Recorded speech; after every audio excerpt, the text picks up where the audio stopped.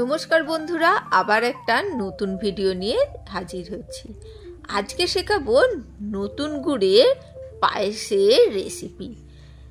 নতুন গুড়ের পায়েস কিভাবে করবে বা আমি কিভাবে করেছি চলো দেখে নেওয়া যাক।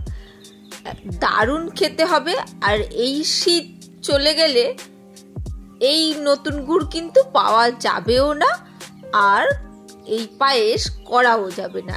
এই স্বাদটা এই শীতে কিন্তু করে নিতে হবে।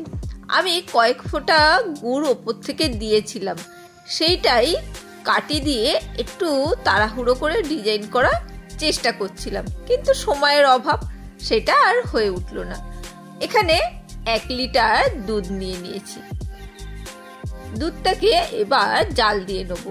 এখানে তার আগে আমি চাল, গোবিন্দভোগ চাল ধুয়ে রেখেছিলাম। ধুয়ে একটু ছাঁকনি দিয়ে ছেঁকে জলটা ঝরিয়ে একটু শুকিয়ে নিয়েছি। সেইটাকেই আমি একটু ঘি দিয়ে মাখিয়ে রাখবো। অবশ্যই এইভাবেই করার চেষ্টা করো। এইদিকে দেখো দুধটা গরম হয়ে গেছে, আর ঘিয়ের শিশিরটা দুধের পাশেই দাঁড় করিয়ে রেখেছিলাম। সেই গরমে ঘিটা একটু গলে এসেছে, সেই গলা ঘি দিয়ে চালটাকে মেখে রেখে দিচ্ছি। তাতে কি হবে, চালের স্বাদটা দারুণ আসবে, আর চালগুলো কিন্তু খুব সুন্দরভাবে আলাদা আলাদা করে সেদ্ধ হবে। চালটা এর মধ্যেই দিয়ে দিলাম। দুধটা ওই ফুটিয়ে ফুটিয়ে ঘন করতে হবে, সেই রকম না। যেরকম দুধ দিয়ে করো বাড়িতে, সেই দুধ দিলেই হবে। খুব ঘন দুধ নিতে হবে বা কিছু, সেই সব নয়। এবারে জাল দিয়ে দুধটা ভালো করে চালটাকে যখন সেদ্ধ হয়ে গেছে, দেখবে বেশ সেদ্ধ হয়ে গেছে, তখন বাড়িতে তৈরি, এর আগে দেখিয়েছিলাম আমি, ক্ষীর তৈরি করেছি। সেই ক্ষীর 1 বাটি মতন ক্ষীর দিয়ে দিলাম। অবশ্যই চাইলে তোমরা আমার চ্যানেলে গিয়ে সেই ক্ষীরের রেসিপিটা দেখে নিতে পারো। সেই ক্ষীরটা 1 বাটি মতন দিয়ে ভালো করে নাড়িয়ে চাড়িয়ে ফুটিয়ে নিলাম। দেখো চালটা তো অনেকটাই সেদ্ধ হয়ে গেছিল তখন, তার মধ্যে ক্ষীরটা দিয়েছি। এবারে চাল ও ক্ষীর সব মিশে দুধটা বেশ ঘন হয়ে গেছে। আর এইদিকে অল্প কিছুটা ঘি দিয়ে আমি আগে কিছুটা ভাঙা কাজু ভেজে নিচ্ছি।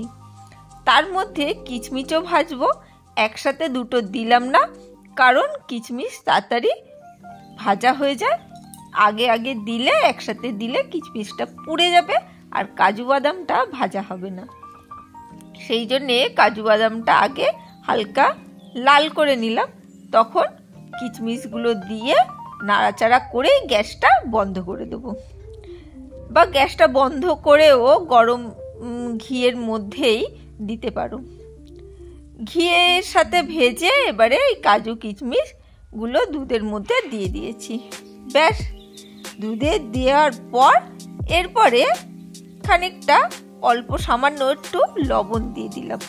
যে কোনো মিষ্টি জিনিসে একটু লবণ দিতে হয়। এবারে গ্যাসটা বন্ধ করে আমি এটাকে ক্রমাগত নাড়াতে থাকলাম।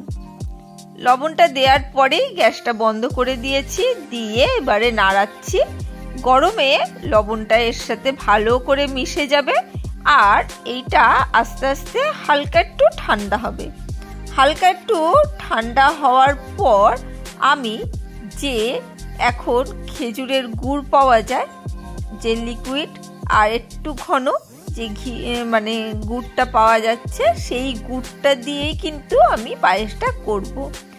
গ্যাসটা বন্ধ করে দিচ্ছি, কারণ এই সময় খেজুরের গুড়টা দিলে গরম অবস্থায় দিলে অনেক সময় কেটে যেতে পারে, কারণ খেজুরের গুড়ের মধ্যে একটু টক ভাব থাকে, সেই জন্যে কেটে যেতে পারে। সেই জন্যে গ্যাসটা বন্ধ করে হালকা একটু ঠান্ডা করে নেওয়ার পর দেখতেই পাচ্ছ ধোঁয়া কিন্তু এখনো উঠছে, একেবারে ঠান্ডা হয়ে যায়নি। সেই জন্যে ধোঁয়া ওঠা অবস্থায় কিন্তু গুড়টা দিয়ে ভালো করে মিশিয়ে নিতে হবে। আর গুড়টা তোমাদের ইচ্ছা অনুসারে পরিমাণ মতন দিতে পারো, যে যেরকম মিষ্টি খাও সে সেরকম।